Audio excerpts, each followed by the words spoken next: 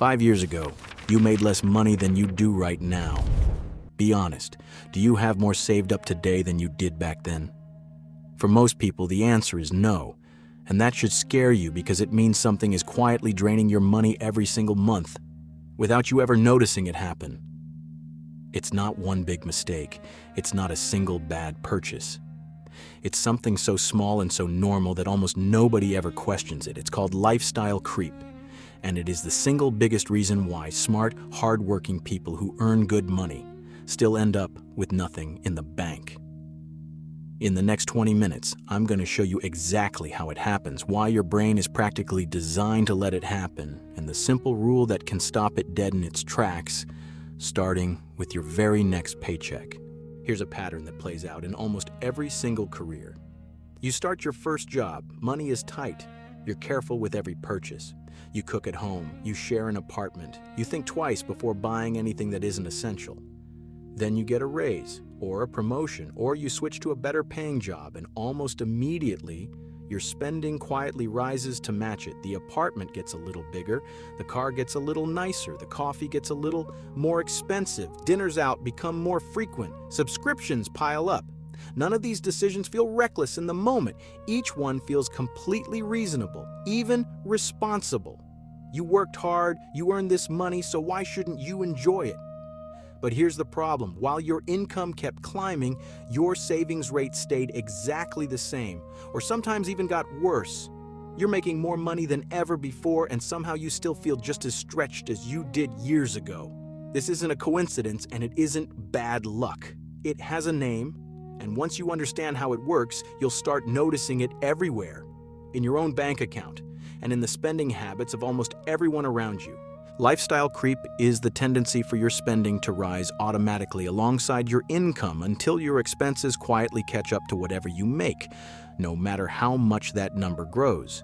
Think of your income and your spending as two lines on a chart. When you're young and just starting out, there's usually a gap between them. You make some money and you spend less than that. That gap is what becomes your savings. But every time your income rises, lifestyle creep pulls your spending line up right behind it, closing that gap again. Get a raise, and suddenly a slightly nicer apartment feels justified. Get a bonus, and suddenly that upgraded phone or that vacation feels like it's owed to you. Get promoted, and suddenly eating out 5 nights a week doesn't feel like a splurge anymore. It feels like your new normal. The scary part is that none of this feels like overspending while it's happening. Each individual upgrade feels small and reasonable. It's only when you zoom out and compare your life now to your life 5 or 10 years ago that you realize your expenses have crept up just as fast as your income, sometimes even faster. And if you let this pattern run unchecked for long enough, there's a genuine risk that you could be earning 6 figures one day and still living paycheck to paycheck, wondering where it all went. Let's make this real with an example. Picture 2 friends who started their careers at the exact same salary right out of school. The first one gets a raise every year or two, and each time his spending rises right along with it. New apartment, new car, new gadgets, more takeout, a slightly nicer gym membership, a slightly more expensive night out with friends. Every single choice feels justified in the moment. 10 years later, he's earning nearly triple what he started with. But his savings account looks almost identical to how it looked on day one. He's not reckless, he's not irresponsible, he just never noticed his spending quietly climbing the entire time. The second friend gets the exact same raises on the exact same timeline. But every time his income goes up, he makes one simple decision before anything else. He decides how much of that raise he's actually going to let into his lifestyle, and he sets the rest aside automatically before he ever sees it hit his regular spending account. Maybe he lets himself enjoy half of every raise, and the other half goes straight into savings and investments. His life still gets noticeably better over time. Nicer things, more freedom, more comfort. But there's always a gap between what he earns and what he spends, and that gap gets invested and left to grow. 10 years later, these 2 people have the same income, but their financial lives are worlds apart. One of them is still living paycheck to paycheck despite a 6-figure salary. The other has built a real growing pile of investments working quietly in the background. Whether he's paying attention to it or not, same income, same raises, same opportunities.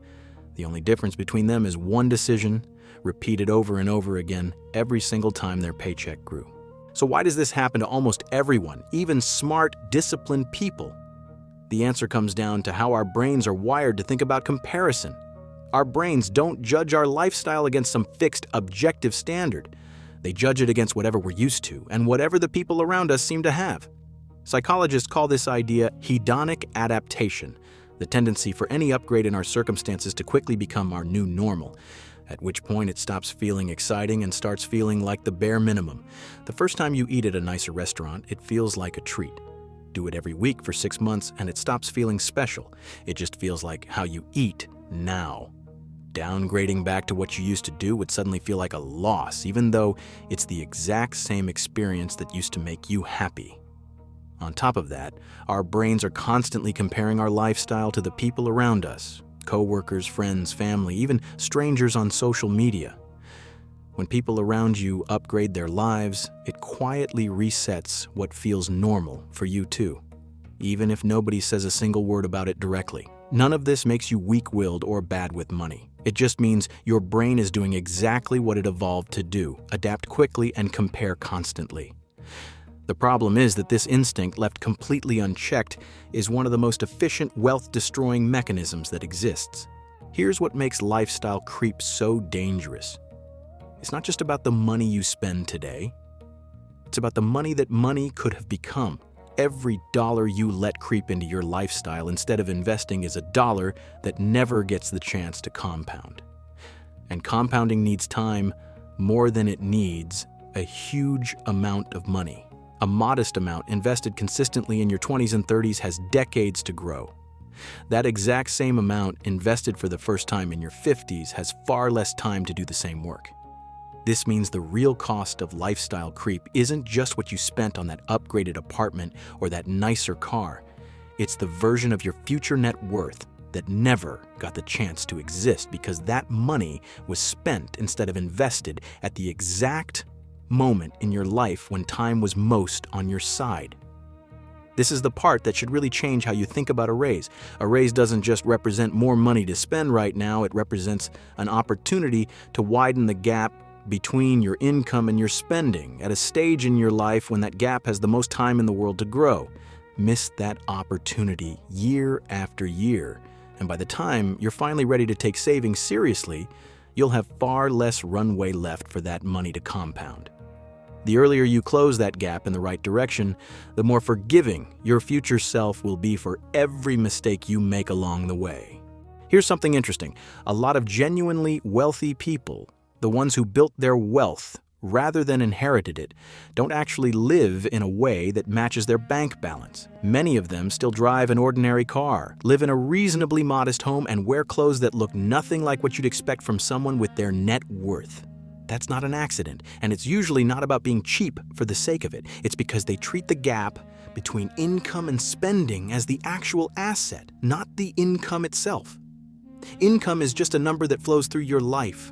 What you keep and put to work is what actually builds wealth. People who build serious long-term wealth tend to protect that gap fiercely, especially in the years when their income is climbing the fastest. They let their lifestyle improve gradually and deliberately, but they almost never let it rise in lockstep with every single raise or windfall that comes their way. This is a mindset shift more than a strict rule. It's not about depriving yourself or refusing to ever enjoy your money. It's about being intentional with each increase in income instead of letting your spending rise automatically and silently in the background. Let's get practical. There are 3 common traps that quietly trigger lifestyle creep in almost everyone's life, and once you can name them, you'll start noticing them immediately. The first trap is the "I deserve it" mindset. This shows up right after a raise, a bonus, or a big work achievement. You worked hard, so a bigger reward feels earned and justified. There's nothing wrong with celebrating a win.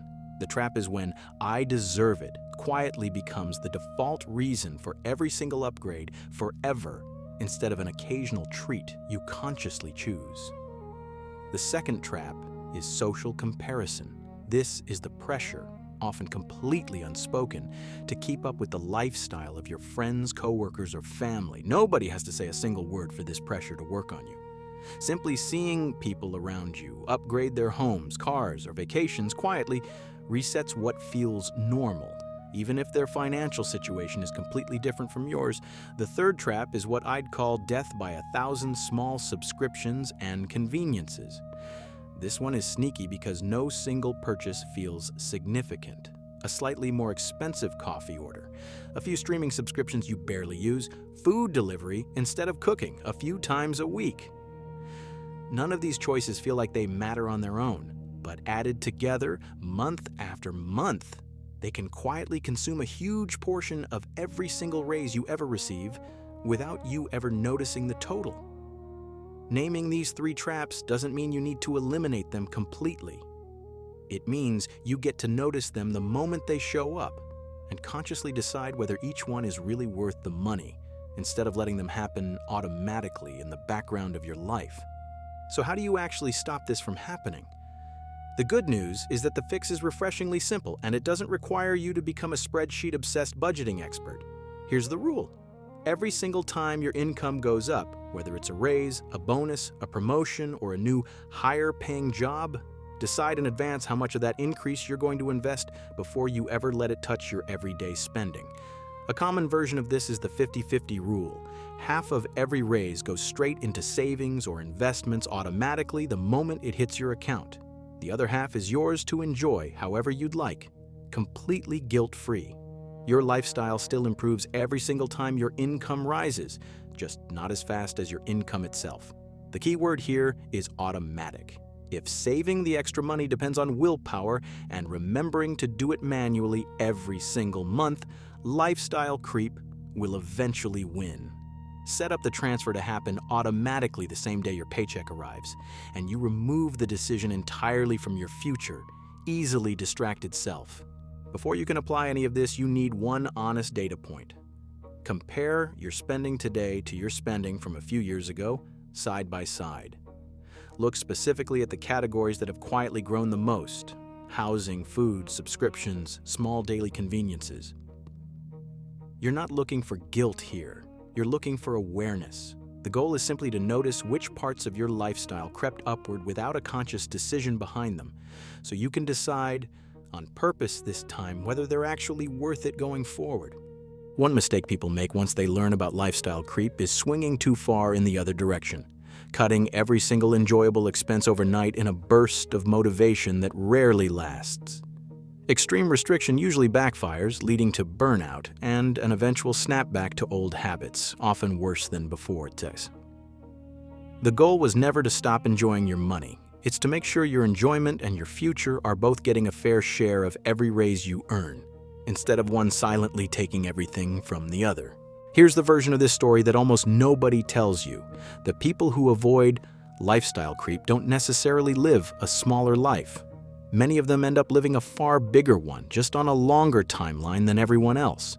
While their income and their spending both grew, they made sure a gap always existed between the two, and they let that gap quietly compound for years, sometimes decades, in the background of an otherwise completely normal life. The next time you get a raise, a bonus, or a new job with better pay, remember this video. That moment isn't just an opportunity to upgrade your lifestyle. It's an opportunity to widen the gap that actually builds your future. Decide in advance, automate it immediately, and let time do the rest. That's genuinely all it takes.